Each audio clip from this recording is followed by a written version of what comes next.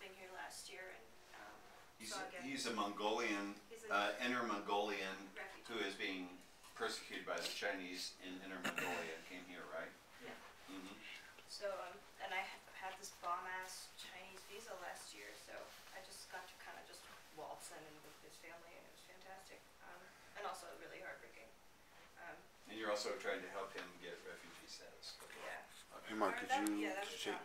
video of this? It's the relocation Yeah. part now. Just point. And we'll do everything else. Awesome. Okay, go. It's called The Poem That Still Speaks, an essay on the poetics of political exile. I'll wait. No. Start. Come on, guys. Part 1. I got to Ulaanbaatar knowing it would be cold. Knowing the face of Myanga, the Asia Foundation's driver, his tall boots, his hearty embrace. Knowing the drive into the metallic air of UB, knowing the puke and the used condoms on the street outside the new apartment block in which I stay in Josh's spare room. The knobby cot instead of drawers that's already breaking like the ones I got last fall at IKEA in Brooklyn and had to keep fixing with CBS superglue. I use CBS superglue on my boots. I was that broke. I wake up knowing the annoying sound of the trash trucks, the mountain on the south side of the city, with a white outline of Genghis Khan's face, where a flat-sided steep frowns over the present world. My elbows rest in sea gaps of orbit tendencies to shape and shape and shape, the body lurking there within my body, carrying even her moon sails. Thus begins a poem I cobbled together out of lines of text for Weinstein's Civilization and its Discontents course at college 3 years ago. The semester I came home early and did my finals in the waiting room of the UCLA hospital.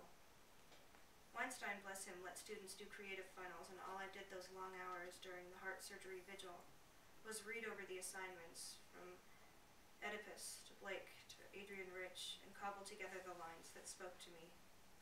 It was all I could do. The found poem ended up having 12 sections, and I called it The Human Act. For 3 years, the poems leapt, and now here in Mongolia, the lines surface and course inside of me. Harry Longo said it can take decades to write a poem.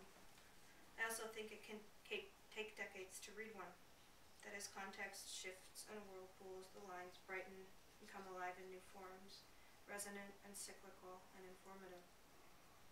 This sea is not a question of power. Those clarities detached us, gave us form. I walked down the stairs of the apartment building in Ulaanbaatar, passing the garbage chute on each landing. About my return, this is unexpected. It's the off-the-record moments I remember from my year here, not the glowing achievements or abject failures. That time when I found myself farther west than I usually go on foot, and it was windy and icy in February, and I had to go to an ATM but didn't know the lay of the concrete black-slick land.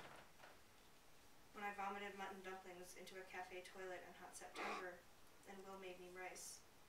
The time a loud screech and crash in the dead and otherwise silent night had us both wide awake, though neither knew the other was awake, so the bed remained quiet. Hungry clouds swag on the deep, the chief inlets of soul in this age. The driver asked us where he was to go. To the end of the world, I cried. Tumen is waiting for me with Yoshimoto. I exit the building, talking into my little camcorder about what me and my camcorder are about to do is important. About what we're about to do is important. Mongolian youths stare and snicker at the blondie talking to no one. I live about 100 feet from where I did last year and briefly consider tracking down my landlady and trying to wrestle the $200 out of her that she caught me out of. That building is a rust-red magnet. A ghost used to whisper to me through thousands of miles of telephone wires in there. I head into the door above which a yellow sign says London Pub, holding the camcorder in front of me all the while so we can both see his face when we come in the door. When I came home on the abyss of the 5 senses, the placenta of the real, boundless as another sky into the deep, down-falling, even to eternity down-falling, and he stands up, looking as younger as ever, though he's 50 now. Delighted even though he is still in his own personal hell in Ulaanbaatar, without his friends and family, without his dialect, without his daughter, without his wife, and nothing has moved, nothing has changed. since he got his UNHCR refugee status a year ago, except the man who worked there and knew him left, and he got a year older, and his arthritis is worse, his sciatica and his blood pressure too low, the hoary element roaring, I have to learn alone to turn my body without force in the deep element. His friend Natsugdorch translates for 2-minute dinner a few days later. After they've had shots of vodka and I've toasted with wine and we've all eaten the canton salad, he says he realizes now after all this, after 3 years in Ulaanbaatar without his family, to all those international organizations, that to them we are nothing to them. With that inward listening deliberation, the thirst perishing man might feel, who knows the well to which he has crept is poisoned. Tumen is learning English. He goes 3 times a week. He has a bright pink workbook and is halfway through the exercises. I realize how difficult it must be to distinguish between British and American English. In the intersection at the navy glass slant-topped Ulaanbaatar bank, he tries to say turn left, and I realize his British teacher says turn quite differently than I do. His Chinese enables him to embrace the hard R in the American version. The 2 workbooks have 20 lesson units in all, and he explains in Mongolian. Right now, his teacher is the driver of his English, and he doesn't know how to drive. But when he is done with the 20 units, he will be the driver of his own English. Here he mimes a steering wheel. Lowering himself from rung to rung when he would swoop, the bone hands roped with vein. Seen in the smoke of a cannon as in a vision that the laying on of hands meant literally that. We sit at a table. Looking at Tumen, who is in a jaunty beret, I think I have found the thing that separates people into 2 groups.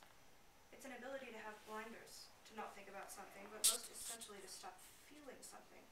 Shut it off, put it away, leave it behind. There are those of us who don't have a choice. We can neither forget nor feel less the pain and the joy. It makes us good empathizers.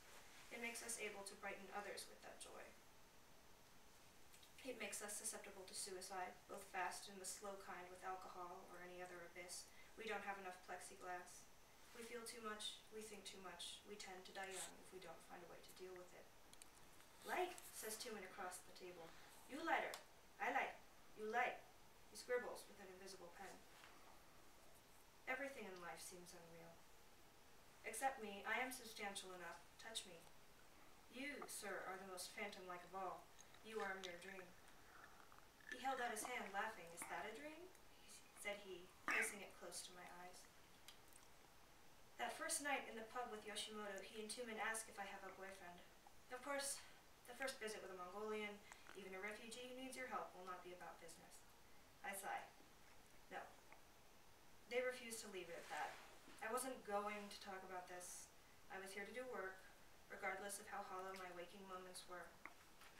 But Altai's mother, whom I'd met yesterday at Gondon, this refugee so dear to me, and his friend all want to talk to me about my heart. I want to tell them, I do what immature people do with pain. I make myself the tragic hero. I don't want to write another story like that. I'd rather be quiet.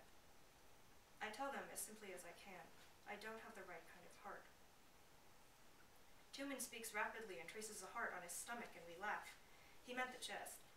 Yoshimoto translates, You are honest girl with good and kind heart. It makes easy to break your heart.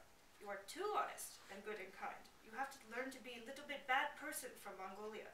He gestures wryly around. Tinker, tinker, adds Tumen. Because the heaven, blue sky, tinker midden. Tumen points up. The sky knows. A bee. The sky knows that before happiness, it come difficulty. The waitress in her white shirt and black corset sweeps, shuts off the front room lights. We sit, looking into our amber beers. I have heard of daydreams. Is she in a daydream now? Her eyes are fixed on the floor, but I am sure they do not see it. Her eyes seem turned in, gone down into her heart. She is looking at what she can remember, I believe, not at what is really present. It's 2 days after Yoshimoto goes back to Japan that we arrive at the restaurant my old boss took me and Will to that warm September, after picking us up from the apartment a half-block away. One goes through a Santa Barbara-style, architecture-style white arch to get into the courtyard for those apartments north of Ulaanbaatar Square and the airline ticketing office. While we wait for the cow salad and Natsugdorch to arrive, Tumen brings out of his briefcase a sheet of paper and scissors. On the top half of the paper are sentences written in Chinese, the bottom translated into English. He cuts the first strip of English and hands it to me. I do thank you for all that. Souvenir, I tell him. I didn't do much. I could have done more. I wrote one article about him for In the Fray that ended in how freedom to write at Penn and I collaborated to get Tumen UNHCR refugee status, and he got it. And it was a happy ending. And I got to bill myself as a young white girl who comes to developing nations, improving things.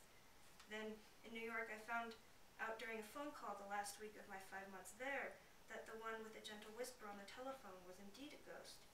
That particular self presented to me, the one I loved, had been real, but had died and been dead for a long time.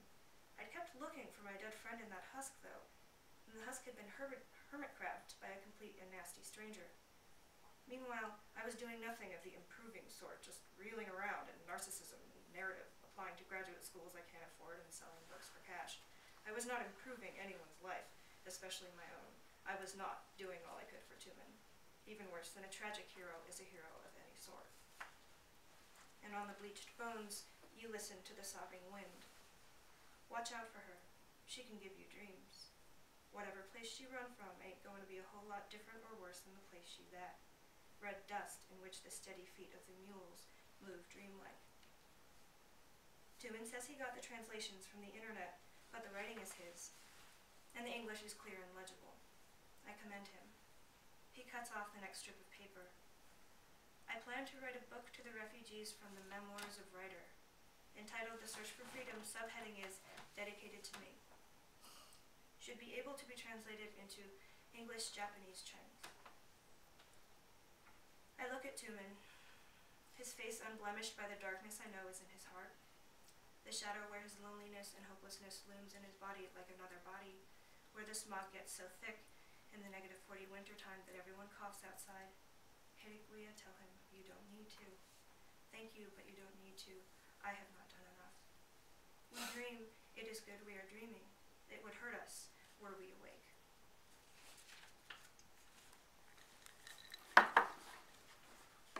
How do I turn this off?